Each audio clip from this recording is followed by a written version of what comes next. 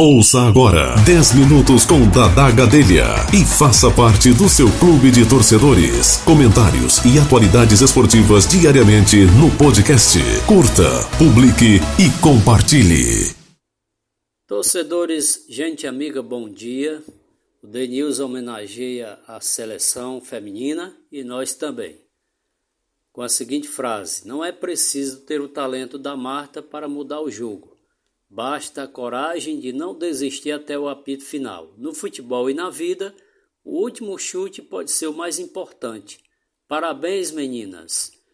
Mas ontem tivemos a participação de Ceará e Fortaleza no Campeonato Brasileiro. Inicialmente, falando do Fortaleza, que empatou com o Corinthians. Aliás, foi o Corinthians que empatou com o Fortaleza. Tá? Vamos inverter aqui a frase, né? Fortaleza estava vencendo o jogo, fez um gol muito cedo e na sua estratégia, no seu plano geral, no primeiro tempo, até que a equipe conseguiu manter o resultado, mesmo com alguns problemas, o Corinthians com chances de empatar, mas por incrível que pareça, no segundo tempo, o Corinthians foi pior que no primeiro. O Fortaleza até que se comportou bem em dados momentos do segundo tempo. Não aproveitou no primeiro tempo, quando o Corinthians tinha, não tinha à sua disposição os melhores jogadores, pensando exatamente na decisão de quarta-feira contra o Palmeiras. O pensamento da equipe do Corinthians é conquistar o título da Copa do Brasil. Mas o Fortaleza cometeu equívocos na partida. Quando resolveu marcar por zona, o time do Corinthians recuando em demasia.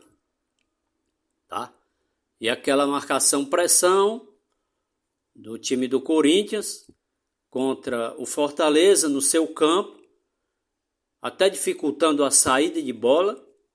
O Fortaleza não soube, explorar os contra-ataques dentro de uma estratégia que buscasse explorar os espaços deixados pelo time do Corinthians na perda da bola, né?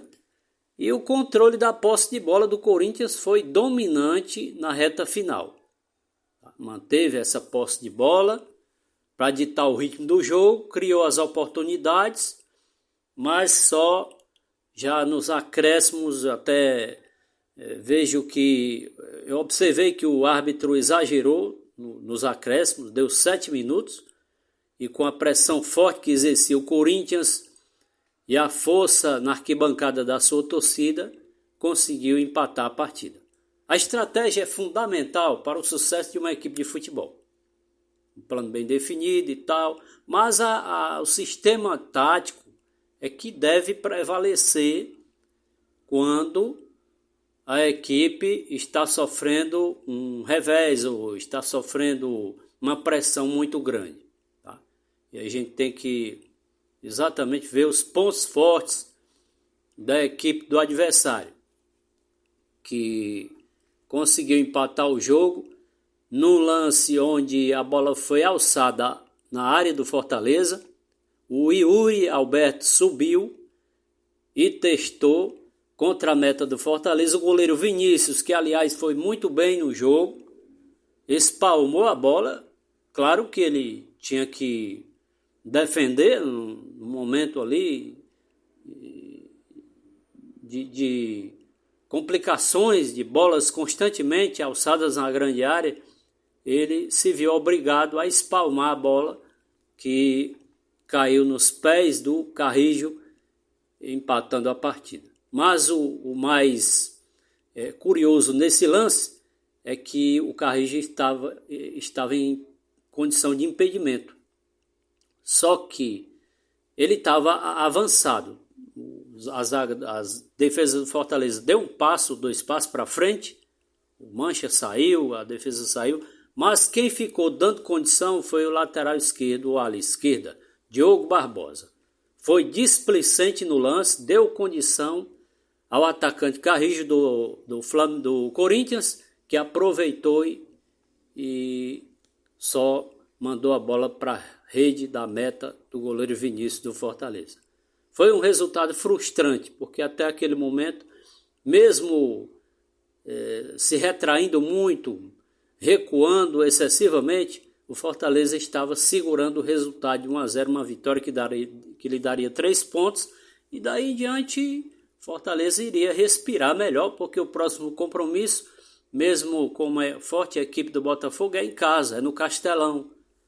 E o Fortaleza desperdiçou, deixou fugir por entre os dedos um resultado muito importante, que era a vitória contra o Corinthians. Que, aliás, no segundo tempo, através do seu treinador Dorival Júnior, resolveu colocar em campo o que havia de mais qualificado no seu elenco. Entrou Yuri, entrou Carrijo, entrou o Memphis, jogadores que deram uma consistência, o garro muito boa à equipe do Corinthians, mesmo desorganizado no segundo tempo. Repito, o primeiro tempo da equipe do Corinthians foi melhor aos olhos de quem observou e do torcedor que propriamente o segundo tempo. Mas não vamos falar só do Fortaleza, vamos falar também do Ceará, que jogou em casa no estádio Castelão, casa cheia, apoio total da torcida do Ceará, e a equipe, após estar perdendo por 1-0 com um gol de Arrascaeta, que é um jogador de fato diferenciado do time do Corinthians, do time do Flamengo, e o Ceará foi lá através de um lance de escanteio, bola levantada na área pelo Mugni, e o Pedro Raul, se aproveitando da sua boa estatura, seu porte físico, conseguiu cabecear contra a meta do goleiro do Flamengo, que saiu do gol, mas ficou pelo meio do caminho. Ele nem chegou no lance, nem chegou na bola e nem retornou para o gol. Tá? O Rossi, infelizmente, falhou, e o Flamengo é um time de uma nota só. Digo isso porque no sistema tático da equipe não apresentou uma criatividade, uma alteração, uma alternância de jogadas, de posicionamento contra a equipe do Ceará, que se ouve muito bem, enfrentando uma grande equipe que está na liderança do campeonato. O Ceará conseguiu empatar o jogo e sair com um ponto diante do Flamengo ontem à noite no estádio Castelão. Agora é aguardar os próximos compromissos. O Ceará vai enfrentar o Palmeiras fora de casa. O treinador valorizou o empate. E o Renato Paiva do Fortaleza lamentou o empate contra a equipe do Corinthians e está aí convocando a torcida para se fazer presente em grande escala no próximo jogo do Fortaleza em casa no estádio Castelão contra a equipe do Botafogo. Tem um detalhe curioso aqui das informações atualizadas, tá? Sobre os resultados, e onde o Pedro Raul exaltou o Ceará e disse que observou bastante os jogos do goleiro do Flamengo, que ele de vez em quando sai perdido no jogo, no lance, né? Sai do gol e fica pelo caminho, e ele conseguiu observar isso. Ele está destacando aí que pode jogar contra qualquer equipe grande, a equipe do Ceará. É isso aí. Vamos aguardar o desenrolar dos acontecimentos durante toda a semana, do desfecho, das informações que nos chegam, para só então a gente realizar aqui outro episódio falando sobre as nossas equipes, os nossos representantes do Campeonato Brasileiro da Série A, que prossegue hoje com mais um jogo entre Santos e Juventude lá na Vila. Valeu, tchau, até o próximo.